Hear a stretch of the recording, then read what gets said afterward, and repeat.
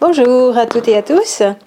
À quelques heures de cette nouvelle lune du 30 août 2019, j'avais envie de partager aussi avec vous mon ressenti de ces quelques dernières heures et même derniers jours et mon ressenti sur les énergies ambiantes qui accompagnent cette nouvelle lune. Alors, nos astrologues nous disent que c'est une belle nouvelle lune, très équilibrée, en Vierge, que c'est du renouveau annoncé, envie de démarrer de nouveaux projets, quasiment que des beaux aspects, à part cette petite conjonction, petite ou plus importante quand même, Mars-Mercure, qui apportera juste cette petite note un peu plus chaude, on va dire, mais sinon vraiment un nouveau départ pour beaucoup de personnes ou reprendre un projet qui avait été laissé en plan, qui était bloqué, là aussi, et de nouvelles envies tout simplement. Et puis c'est bon aussi pour les relations amoureuses, pour les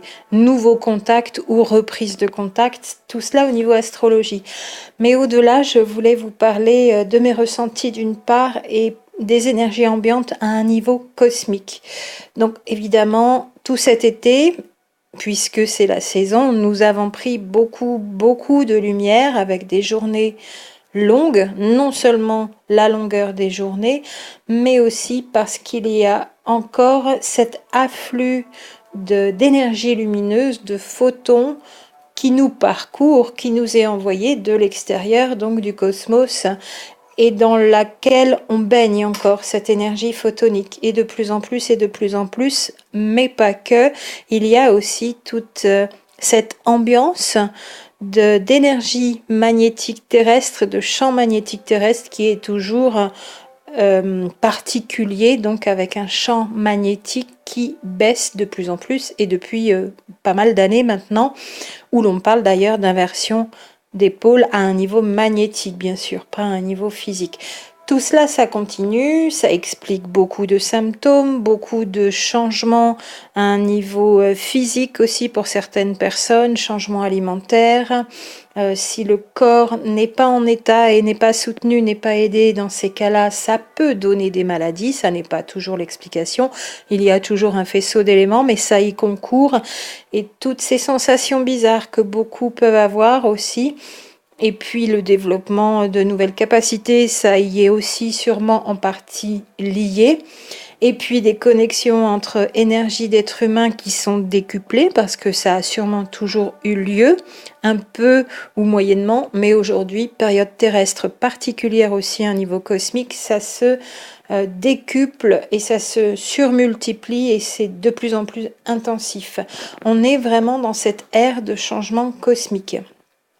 Ce champ électromagnétique terrestre qui diminue, il engendre que nous ne sommes plus protégés de certaines radiations. Alors, est-ce qu'elles sont toutes menaçantes, mauvaises, ou justement il y a des radiations et des champs de photons qui nous arrivent avec des informations des endroits du cosmos d'où ils viennent, ces photons? On peut regarder de près exactement ce que ça nous amène, effectivement.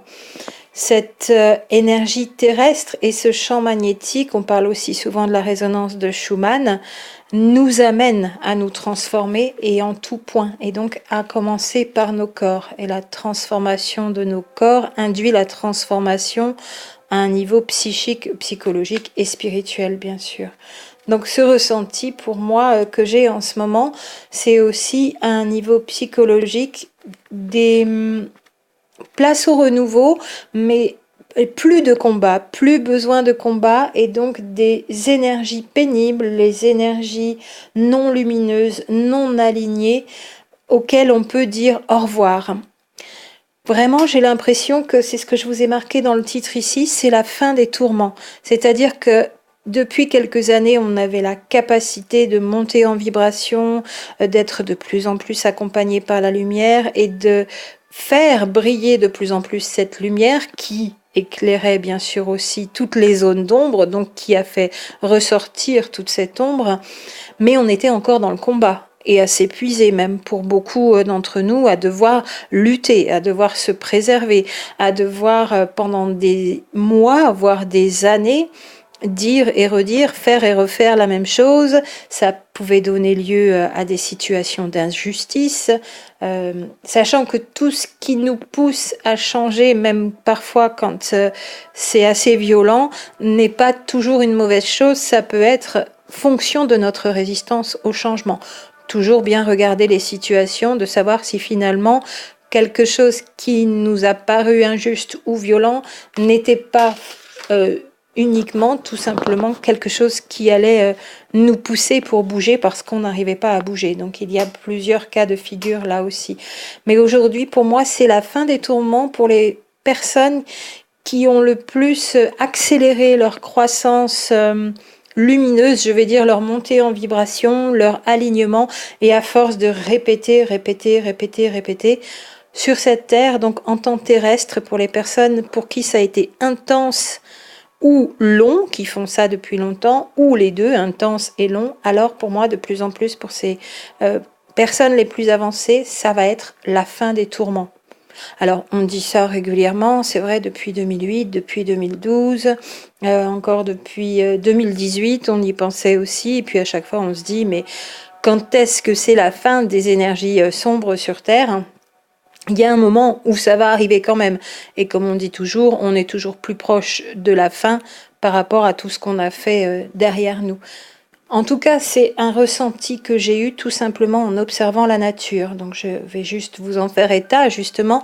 Ça n'est pas venu tout seul comme ça, une idée au réveil d'une méditation. C'était simplement parce que à la maison, donc moi je suis en pleine nature, et j'ai de la vigne grimpante, non seulement au-dessus de la maison, mais aussi tout autour de la maison. Donc naturellement, elle a grandi, ce qui nous fait plein de raisins, quasiment suffisamment pour faire 3 semaines de cure, au moins pour 2 personnes. Mais on est sujet donc tous les ans à des frelons dans cette vigne. Et ça, c'est très pénible, surtout au-dessus de la porte, parce que pour entrer, sortir, on a un nuage de frelons. Et j'en ai vu beaucoup plus cette année, sauf que je les trouvais moins actifs, moins hargneux, n'attaquant pas quand on passait et repassait, parce que dès qu'on fait un mouvement, ça part dans tous les sens en général, et beaucoup plus mou, pour le dire comme ça. Et puis d'observer quand même pendant 10 minutes, 15 minutes, hop, et puis d'en voir tomber un par terre, et puis encore. Alors, je ne tue pas les animaux, je ne les mange pas non plus, je fais très attention quand je marche, puisque nous sommes dans l'herbe et sur la terre, à la maison, autour, à ne pas écraser les fourmis, à toujours distraire mes petits chats quand ils essayent d'attraper quelque chose, sauf les insectes, bien sûr, parce que ce sont des chasseurs par nature. Et les frelons, c'est vraiment, s'ils me volent mon raisin, les seuls animaux qui prennent effectivement un coup de pelle. Et là, pour vous dire tout simplement, et mon fils s'en est occupé aussi, on n'a vraiment pas eu de souci à les... Ils sont mous, collés au sol, et à les chasser, voir s'il faut mettre un coup de pelle. Il y en a une paire qui en ont pris, bien sûr. Et à mettre les mains dans la vigne aussi, alors qu'ils étaient là partout sur le raisin, et à ne pas avoir autant peur, autant de stress, autant être sur mes gardes que d'habitude, parce que il vaut quand même mieux pas mettre le doigt sur l'un d'entre eux. Donc des animaux très agressifs, voleurs, voilà, on sait que chaque chose a sa raison d'être sur Terre et correspond à quelque chose, mais les frelons, les guêpes, les frelons asiatiques qui déciment les abeilles, il y a quand même un problème avec ces insectes-là et qui se sont surmultipliés ces dernières années et qui causent beaucoup de dégâts au niveau écologique. Et là, je les ai trouvés vraiment mous, perdus, à se battre, à tomber 2 par 2, en train de se battre les uns les autres, à partir à droite, à gauche, à pas trop savoir. Et aujourd'hui, il y a eu du vent. Et là, je me suis dit, il y a quelque chose. J'ai aussi beaucoup moins de vers luisants cette année et les oiseaux chantent peu et très peu de cigales aussi. Je n'ai jamais entendu un été aussi silencieux, pour vous le dire aussi. Peut-être à vous qui êtes plus au sud et qui avez normalement le chant des cigales. Moi, je ne les ai vraiment pas beaucoup entendus. Donc là, ce qui m'est venu comme idée, c'est d'aller vérifier ce qui se passe au niveau cosmique. Et tout simplement, même au-delà de la résonance de Schumann, donc à un niveau solaire. Parce que ce que j'ai ressenti en ce moment dans les énergies, c'est que c'est particulièrement calme, comme en attente de quelque chose, d'un événement toujours. C'est étrange, mais c'est agréable, c'est paisible et reposant en même temps. Mais c'est très silencieux. Et certains animaux très virulents, très mous. Donc je suis allée regarder les données au niveau du soleil, donc, et de ce qui se passe au niveau des vents solaires, des éruptions solaires, des trous coronaux. Et voilà que je vois un beau trou coronal que je vais vous afficher d'ailleurs. Il est là en forme de T, un énorme, hein, et qui fait vraiment face à la Terre. Donc on sait que quand ces trous coronaux sont alignés avec la Terre, et celui-là il est vraiment gros, donc au 28/08/2019, celui-ci, eh bien, ça donne lieu à des aurores boréales. Donc, ce sont les fans d'aurores boréales qui se tiennent aux aguets sur ces sites où on peut suivre l'activité du soleil. Et on est en plein dedans en ce moment avec des vents solaires assez impressionnants puisqu'on a du plus de 700 km seconde, hein. Bien sûr, le vent solaire, c'est pas du kilomètre-heure, c'est du kilomètre seconde. Et là, on est à 700 km seconde. Donc, on est quand même sur une tempête solaire en ce moment. On a des indices capés qui sont aussi des indicateurs d'aurore boréale à venir, dans les heures à venir. On a un G2 en ce moment qui indique vraiment qu'il y a une activité solaire importante. En même temps, en vérifiant la résonance de Schumann, on n'a pas eu des pics comme il y a pu y avoir en mars 2019, bien qu'on soit quand même encore entre 30 et 35, pardon, donc largement au-dessus des 783, voilà, je cherchais la suite, 783 Hertz habituels pour la résonance de Schumann. Donc pour moi, il se passe quand même quelque chose, et cette énergie ambiante, en même temps à un niveau psychologique, d'avoir eu cette expression, c'est la fin des tourments. Au niveau solaire, s'il se prépare quelque chose, c'est comme une sorte d'afflux d'énergie positive, de nettoyage peut-être encore, qui arrive, qui amène ce renouveau, donc peut-être de nouvelles informations portées par ces photons qui nous viennent du cosmos et qui vont apporter encore du changement, du renouveau, de l'énergie, des transformations de nos corps, de nos sociétés. Et en même temps, il est dit que si une tempête solaire arrivait maintenant, comme celle qu'il y a eu en 1859, où ça avait mis KO les télégraphes, mais il n'y avait pas encore autant de technologie qu'aujourd'hui, on serait privé de toute communication. Ce serait vraiment au niveau électrique, au niveau de tous les appareils de communication, des satellites bien sûr, ce serait assez catastrophique sur le matériel en tout cas. Donc ces origines de tempêtes solaires, on a aussi en même temps des envois de particules différentes de d'habitude ou plus que d'habitude qui nous changent notre atmosphère terrestre.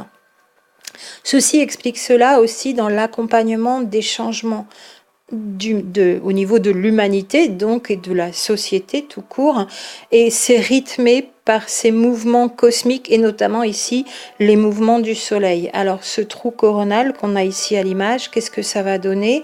J'ai regardé en temps réel aussi ce qui se passe, aussi bien la résonance de Schumann, mais ça ne bouge pas trop, que de l'augmentation des vents solaires, et jusqu'à demain on est encore en pleine augmentation. Et les amateurs d'aurore boréale risquent d'être servis même à plus basse altitude. Voilà ce dont je voulais vous parler rapidement dans les énergies de cette nouvelle lune, à quelques heures déjà, mais on a encore jusqu'à ce soir pour rédiger tous nos vœux, tous nos souhaits, nos chèques d'abondance, un nouveau projet à démarrer, déclarer quelque chose d'important sur une date dite comme ça qui sera symbolique, largement jusqu'à ce soir et même encore demain dimanche. Donc allons-y gaiement pour tout ce renouveau, profitons-en.